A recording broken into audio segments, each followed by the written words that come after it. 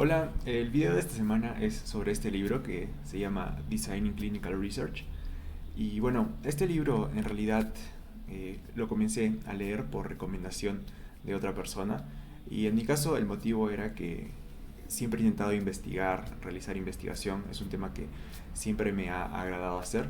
Sin embargo, siempre me he topado con problemas y este libro me ha servido para poder lidiar con alguno de ellos, encontrar algunas posibles soluciones y también conocer un poco más de cómo se desenvuelven estos estudios de investigación. Entonces, una recomendación que recibí era que era importante comenzar aprendiendo metodología o diseño de investigación. En mi caso, antes de aprender esto, en realidad aprendí más la parte de estadística e incluso en el canal también hay videos sobre ese motivo y creo que justo esta parte de metodología y diseño ha sido una parte que ha sido bastante como una debilidad, digamos, en mis conocimientos sobre este tema. Entonces, encontré este libro y recibí esta recomendación en parte porque este libro está orientado específicamente al área de medicina, que es en la que al menos yo pretendo realizar investigación. Pero estoy seguro que probablemente haya libros orientados a cada una de las diferentes áreas. Y también coincido en la recomendación que es importante comenzar justo por esta metodología, diseño de la investigación. Entonces ahora voy a explicar las secciones del libro, que en realidad son tres. La parte de los ingredientes básicos tiene una segunda sección que es de diseños de estudios y por último la parte de implementación y cada una con diferentes capítulos. Voy a hacer un comentario general para que más o menos hable de algunas cosas que contiene el libro y por ahí si existe algún interesado pueda profundizar más leyendo el libro. Y bueno, en la sección uno que son los ingredientes básicos, se habla del protocolo de investigación, de la pregunta de investigación, también de sujetos de estudio, de mediciones y del tamaño de muestra. De esto algunas cosas que aprendí, por ejemplo, es la importancia del protocolo de investigación, que básicamente es el plan que uno tiene antes de realizar una investigación, que tiene diferentes partes y prácticamente todo ya está preestablecido para que al momento de ejecutar el proyecto este pueda realizarse de la mejor forma. Y en realidad en el libro la parte justamente del diseño es lo que cubre la mayor parte del libro. De hecho las dos primeras secciones básicamente hablan de esto. Y bueno, en el caso del protocolo de investigación es justamente este documento o este archivo que va a contener toda esta información.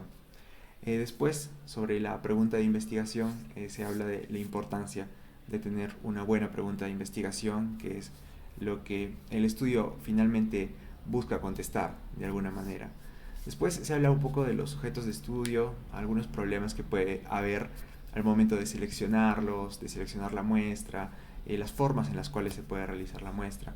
Y también sobre las mediciones, la forma en la cual se realizan las mediciones, algunos problemas que pueda haber, evitar algunos posibles sesgos al momento de realizar las mediciones.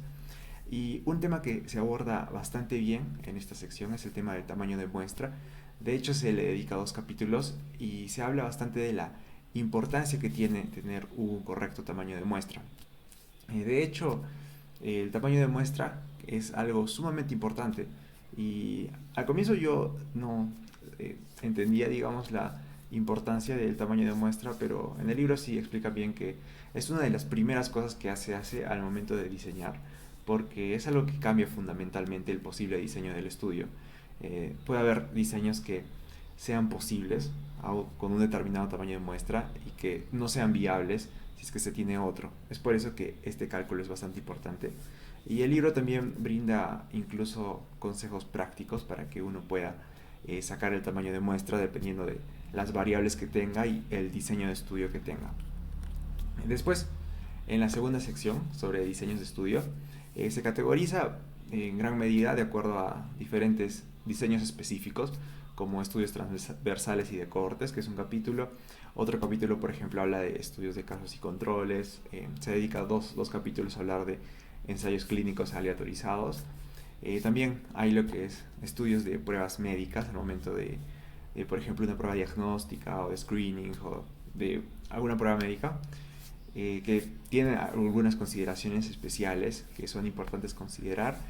Y bueno, en esto, por ejemplo, es algo que, sobre todo esto de estudios de pruebas médicas, es algo que normalmente no se aborda muchas veces, por ejemplo, en la parte estadística de investigación, y tiene características muy especiales, muy particulares.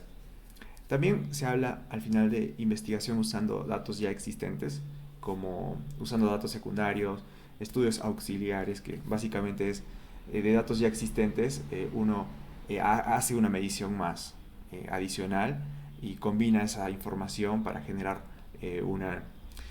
un nuevo estudio. Y por último están las revisiones sistemáticas, que es, digamos, revisar diversos estudios científicos que tengan una similar o la misma pregunta de investigación y llegar en base a ellos a una posición más fuerte respecto al tema. Y esto sobre los datos ya existentes es algo que, por ejemplo, no requiere mucho esfuerzo, es lo que se habla en el libro, y que en realidad es algo que me llamó la atención porque creo que para, para personas como en mi situación, que al momento no cuento con muchos recursos para realizar investigación y tampoco mucho tiempo, entonces esta forma de investigar creo que tiene bastante potencial y creo que de hacerlo correctamente se podría realizar proyectos interesantes. Entonces el libro también brinda algunos detalles, algunas recomendaciones importantes respecto a este tema. Por último, en la sección 3, que es la de implementación, se brindan algunos conceptos específicos para ciertas situaciones, como ciertas situaciones éticas, algunos conflictos éticos, digamos, típicos. Después, también algunas consideraciones al momento de realizar cuestionarios, entrevistas y encuestas, la importancia de, por ejemplo, validar o tener en cuenta algunas cosas que podría sesgar los resultados de nuestro estudio. También está el manejo de datos, es decir, cómo nosotros registramos los datos, cómo los almacenamos, cómo los ordenamos y luego cómo los analizamos. Es importante tener en cuenta varias cosas, por ejemplo, el manejo de bases de datos, que es algo que es sumamente importante y muchas veces no es, o al menos nuestra intuición nos puede eh, hacer las cosas más complicadas de lo que deberían ser. También se habla, por ejemplo, de que podría ser conveniente a veces usar varias bases de datos en lugar de una y otras recomendaciones que se pueden tener en cuenta y que pueden servir mucho al momento de manejar los datos de nuestro estudio. También se habla luego del control de calidad, y esto del control de calidad básicamente es preservar el protocolo del estudio, evitar que ocurran algunos problemas al momento de la ejecución y dar algunas recomendaciones al respecto.